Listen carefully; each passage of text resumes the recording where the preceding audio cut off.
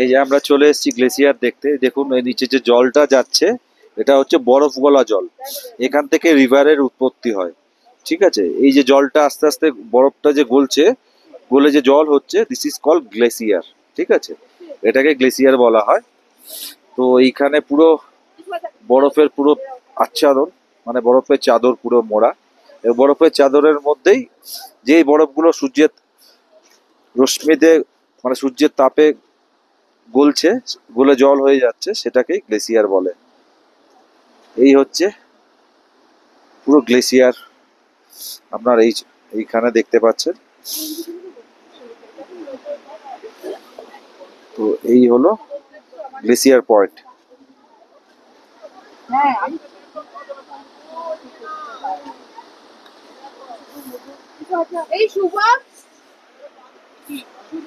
এই হলো glacier point. এরপরে আমরা এখান থেকে ব্যাক করে আবার যাব সুরু ভ্যালিতে।